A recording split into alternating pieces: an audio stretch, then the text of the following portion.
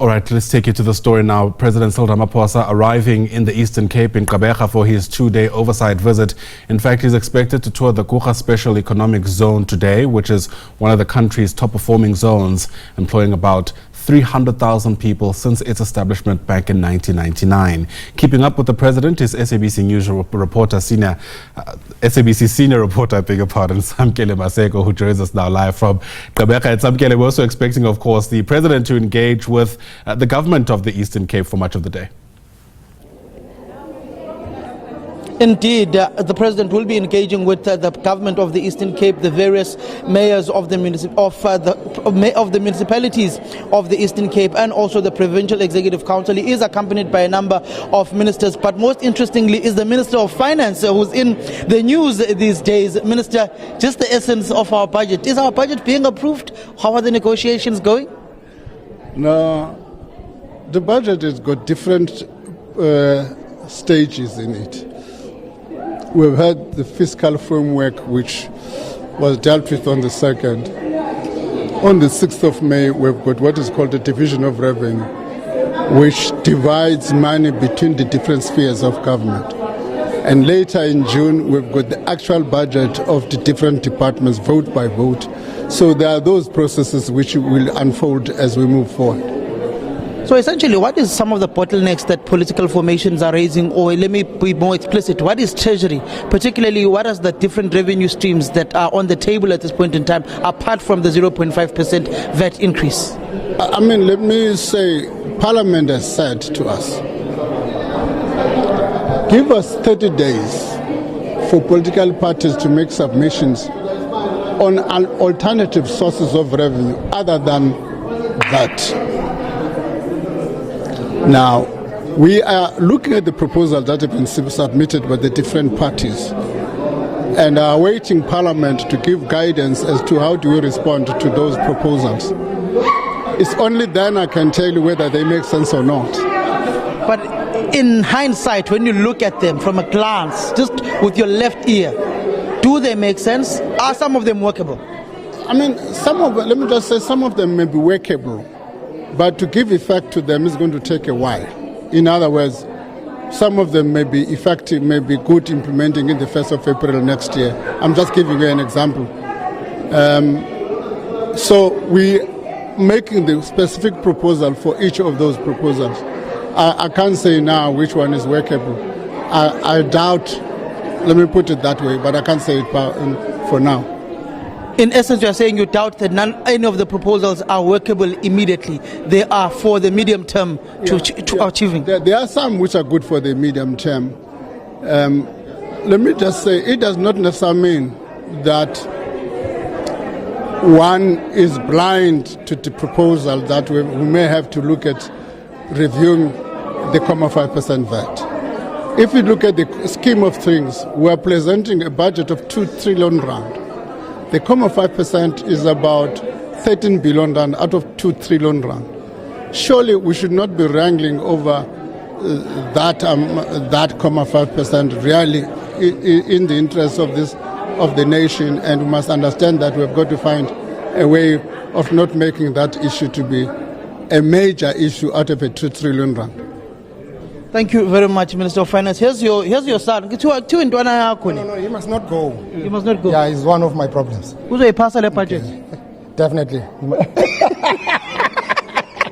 It's difficult though. It's difficult though. But it looks like the ship is not sinking. It's just floating. I don't know. I'm telling him that. You're live on air, by the way. I'm telling him that I'm quite relaxed.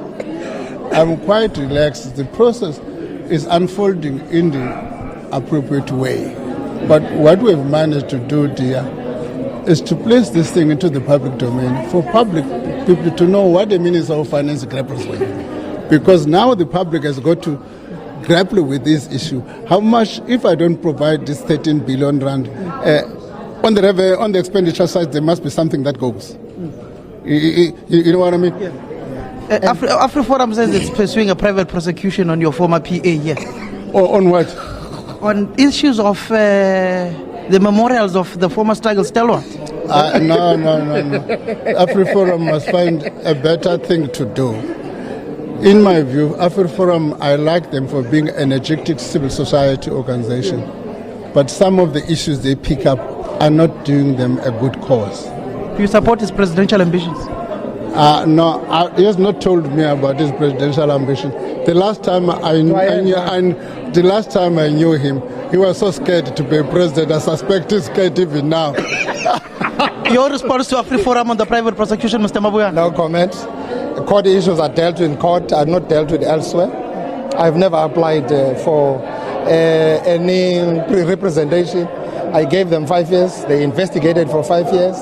They've arrived at that decision, NPA. So no comment on that one. Those one are just playing games. They are trying. The fact that they made it to coincide with the visit of the province, they are trying to create a narrative on really issues that our people are suffering. Those people are busy collapsing the country. Their agenda is to destabilize this country.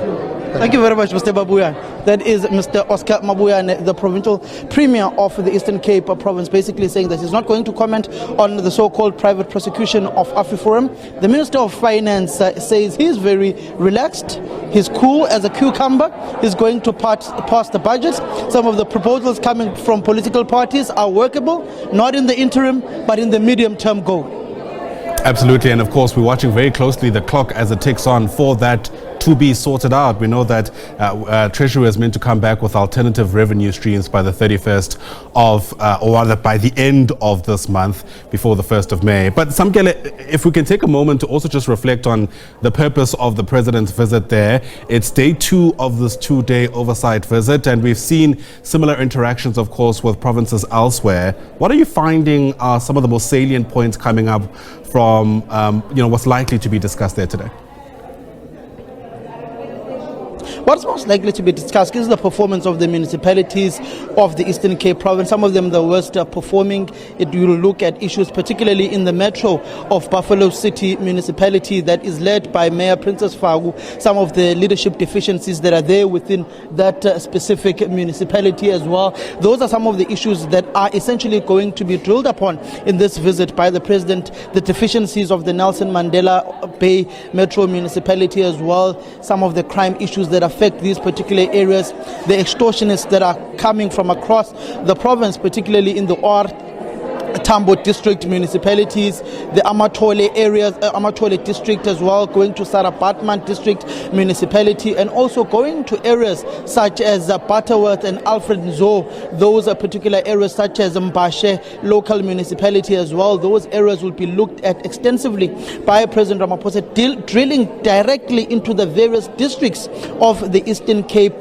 district municipalities and the issues of crime that persist in those areas. The water boards will be discussed extensively, particularly when it comes to water provision within the province, and also the controls when it comes to the public procurement systems that are essentially employed by the province in the municipalities and at a provincial level, with the AG, the Auditor General, flagging mismanagement and financial mismanagement going to about 2.3 billion rands within the Eastern Cape province. Around those particular figures that have been flagged by the AG, those will be discussed extensively by the president to put extensive controls so that money is not siphoned out of the public coffers. All right, Samkelo Maseko, busy day ahead. Thanks very much indeed. Samkelo is reporting live to us there from Gqeberha in the Eastern Cape.